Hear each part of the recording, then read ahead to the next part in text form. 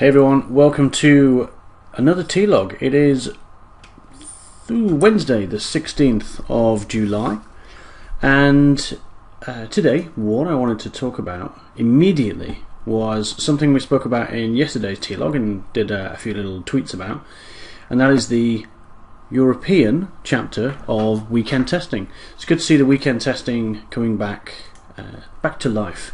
Again, have a look at the website, or go to YouTube and grab a copy, view even. So used to having downloads and things, but view yesterday's T-Log.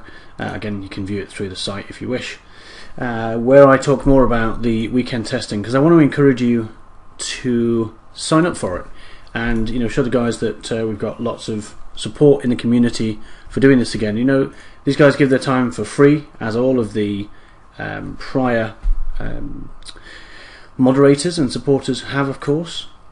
So go and grab the details for logging in. Here we are, session logistics here.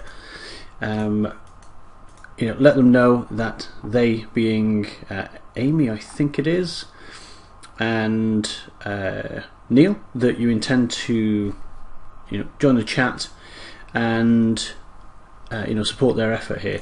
As it says on their website, the session will be testing a browser-based world time converter. I can imagine plenty of interesting test conditions that you could try out there. And in fact, they talk about here how discuss a variety of heuristics. So if you think about the different conditions under which world times will change, so we're in British summertime now, for example, and Spain, for example, changed earlier than the UK, and so you might have overlaps like that. You've got East Coast, West Coast, Central USA, Mountain Time, lots of different conditions that could exist there, not just the numerical factors of the timing. So, as always, as I think I've mentioned before, I don't do computer stuff at the weekend. I do all of this stuff and work on computers during the week, but not at the weekend. So I shall not, unfortunately, be attending. However, if we do a weeknight testing, maybe I'll jump on one of those and go and check it out. So I will put a link to this site and on the blog post that always accompanies these, as we saw on here. I'll make sure to make special mention of the European weekend testing event that is going to happen this Sunday. So be sure to go and support that one and get a real lot of energy behind it. I'm sure Neil and Amy will be extremely appreciative. Again, testing community, because isn't it all about the testing community? Someone who I've met several times, was hoping to work with actually at one point, but life got in the way, is a chap called Rob Lambert. Thoroughly nice guy. Like most people, a little bit too tall, but that's maybe I'm too small. That's okay. Rob is part of the Software Testing Club. He helped out massively on that ages ago. Probably still does. Again, I need to catch up on Software Testing Club and see what Rob's up to. He has just written an article here on how to conduct a good phone interview, and this is a topic close to my heart. Because, as I have commented, in fact, as I've commented down here, I think telephone interviews often play, the second poor cousin to face-to-face interviews. It's somehow seen as that they're perhaps not as important as the face-to-face interviews. Face-to-face interviews are the interview, and the telephone interviews are just some way to say, hi, would you like to pop along to the office? Or they're a way to filter out the people whose CVs you think are weak, but hey, you have to go through the process. And I can't disagree with that more. I think the phone interview is an absolutely critical step in the interview process. Any job these days, any hiring manager for any job that they have out in the market will expect tons of CVs, and then many agencies to phone up and say, hey, I have this amazing candidate who's just become available on the market and I'm working with exclusively. Yes, recruiters, that's what you do. But that's okay, we understand. And you have an absolute massive CVs to go through, so not only do you need a job spec, and often you don't have that as a hiring manager, but now you've got to work out some way to filter through those that appear reasonable, because that's all you know at first. And the phone interview is the way to do it. And as Rob says here, keep it 10 or 15 minutes. It's not a full interview. In fact, sorry, he says 15-30. I'd keep it even less myself. He's being generous there.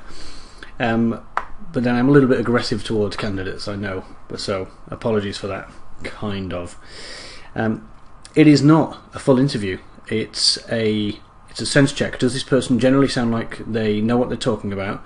And do they sound like somebody I would want to spend an hour, maybe 2, 3, 4, talking to, and then present to my boss as the candidate for a particular role, or a collection, a collection of candidates? That doesn't sound very polite, does it? But a small, select handful of good candidates for an interview.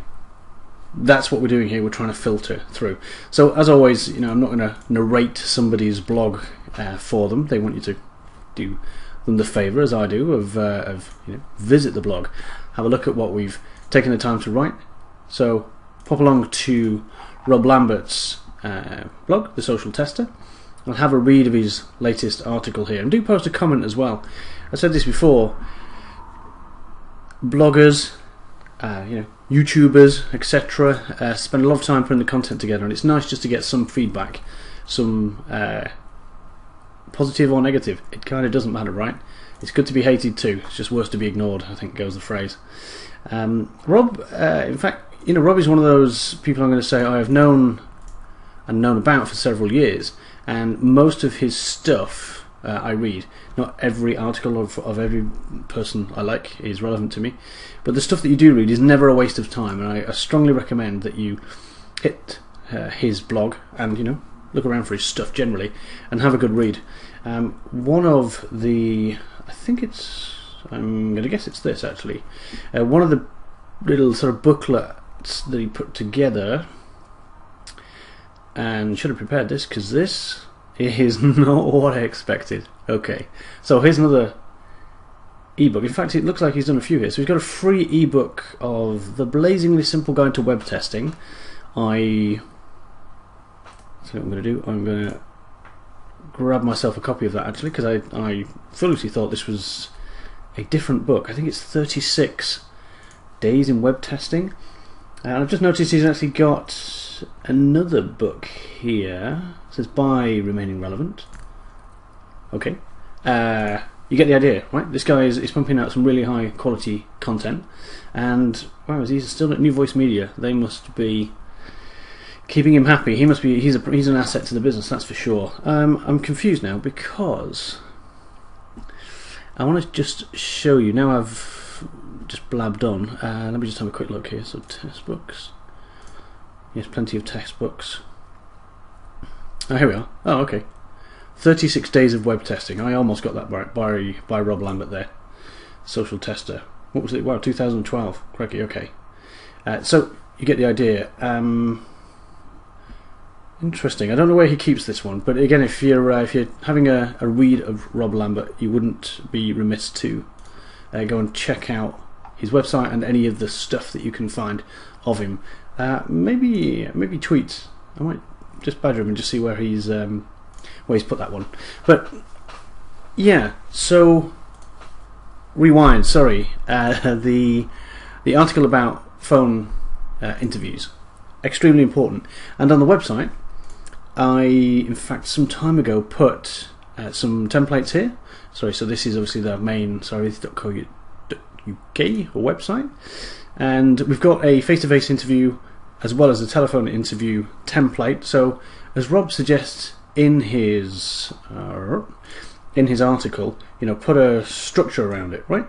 So you not only have a mental prompt for yourself, but so that you conduct the interview, the face-to-face, and in fact, the telephone interview in a fair and consistent way for the candidates. Now, the other thing that I've got on here is this recruitment tracker. In fact, let me grab a copy here. Ooh, hang on. Oh, that's interesting. Let me go and fix that. Hey, this is a live webcast, kinda. So I will go and fix that and see what the heck has happened there. Templates. That's interesting. I suppose I shouldn't be scooting around my drives like this. Too many folders. Okay, I'm going to... Again, I just want to show you this to prove that it is actually there, right? Face-to-face interview outline. Recruitment tracker. Interesting. I wonder why that didn't come up. Sorry, recruitment tracker template XLS. Interesting. Okay, a little bit of like live testing going on here, isn't it? We had a failure there, and boom. Okay, so the idea of the recruitment tracker is that you put, who did the telescreen, who is the candidate, possibly who referred as well. There may be a particular, commercial agency or individual in a team, etc. What role, their contact details, etc. Did you or did you not receive it? CV result, do we want to get rid of? Telephone screening date, and the result. Are we progressing, rejecting, or are we not sure yet? It's very likely you will get a lot of candidates from a lot of agencies, in fact. And so here we've dealt with, that was why commerce was in there, sorry. So these were some different agency examples. So you put the agency in there and see how many of the CVs they sent you, how many did you get through, how many did you progress, reject, so you can, if you want, sort of replicate these boxes off, open it up to all the agencies, and then see who the most effective agency is. Or it could be an internal referral, for example. I will fix this on the website. There you go, that's what happens when you do a warts and all show, as I do on these blog posts. I'm going to leave that open because I obviously need to fix it. Hey, Rob Lambert's stuff, definitely go and chat. You should chat with Rob. Go and read through Rob's stuff and follow him on Twitter as well. Now, internal server error, exciting stuff. Something else I have had at the back of my mind as well is the European Software Tester magazine. As some of you know, you can get this delivered to you, and in fact you can grab a copy of the magazine as in fact there's an Android app now as well. You can get it as the online document here as well, so you can always hit the website and have a good read through of some pretty interesting articles, actually. As with many things, plenty of adverts on here, but definitely useful to go to. So be sure to have a look at the European Software Tester magazine as well, as part of your self-directed learning and engagement in the testing industry. Right. Now, on to another, well, it's not a blog post as much, it's on Software Testing Club here. George, I'm guessing you pronounce that, talked about inspections, and he's asking, do you use inspections for testing your design, your requirements, your software specifications, and I guess anything else? And is there any interest in him sharing his experiences? Now, I was going to be very glib and just put yes and yes. But then I thought back to my manufacturing days and the idea of doing desk checks and static checks, etc., and how they do actually apply to the software testing industry. So the truth is, yes, I do use them, and yes, I would be interested, George. And in fact, I pulled up an image that I had in one of the training documents I put together. And what you're seeing on the left-hand side here is, again, very sort of typical headings. We can talk about the accuracy of these headings, but this diagram was an attempt to create a form of a kind of organogram for the testing world. And so we start off with, we've got testing, we break it down into verification and validation, we have static and dynamic. And when I put this together, I'd probably have to read this again to see if I still agree with myself. But the idea is that static, verification is static. And we have white and black box. We've got the idea across here. Again, this is a concept, isn't it, of visibility lacking visibility. And again, the idea that we've got reviews and so on, right at these different levels. So a white box review is a walkthrough, because what's a walkthrough? Typically the author of a code, a document, etc., is walking you through whatever they've put together. So walkthrough is a kind of white box static review, right? Because we're not executing anything, we're not running a process, we're just reading through the code, reading through the document. And then a peer review, generally a way from an individual, or maybe with the individual asking them a bunch of questions because you've done a form of desk check.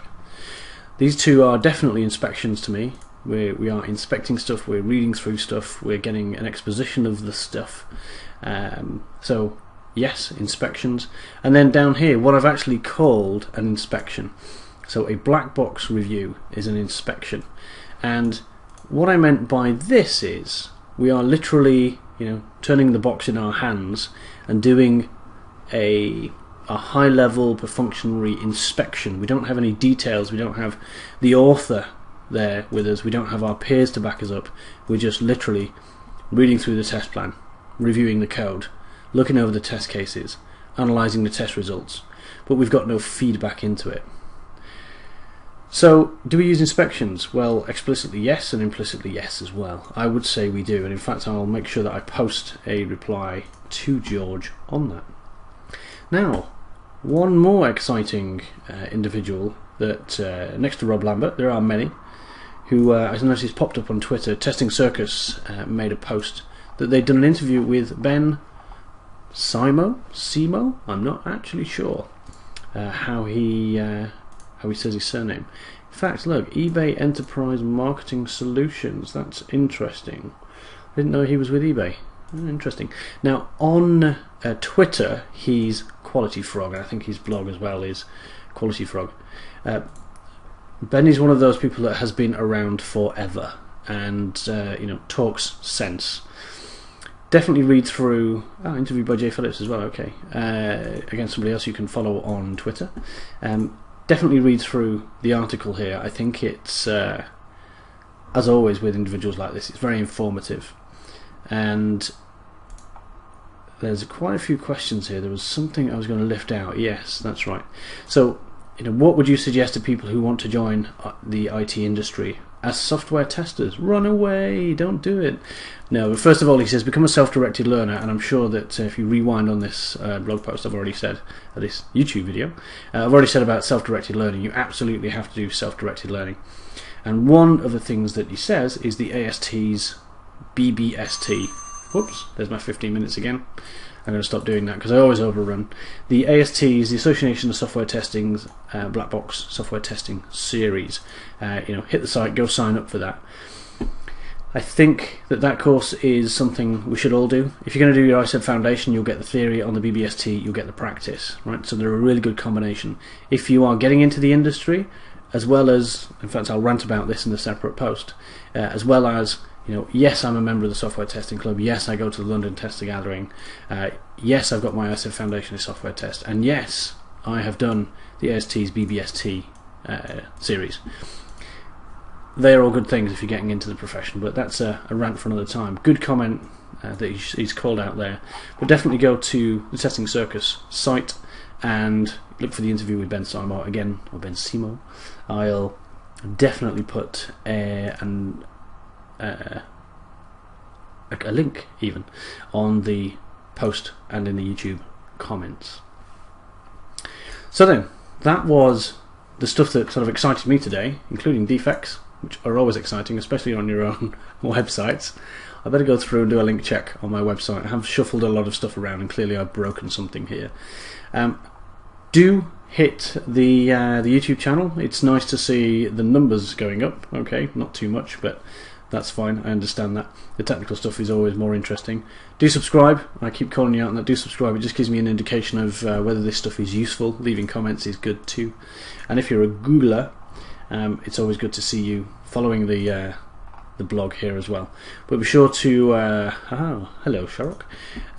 Be sure to pay a visit. Drop me a message. I'm not sure if I mentioned at the start of this blog post, but I was asked about my contact details. I thought they were on the main website under my profile, but seemingly not. So apologies for that. I must have lifted it off at some point because of spam bots, etc. So if you hit the main site, you can click one of the many icons to contact me. One of which now is an email link. So feel free to drop me an email. If you continue to if you spam me, etc., the gods of automation will show you why you shouldn't do that. But there we go. So that was the stuff that excited me today, and I shall see you tomorrow.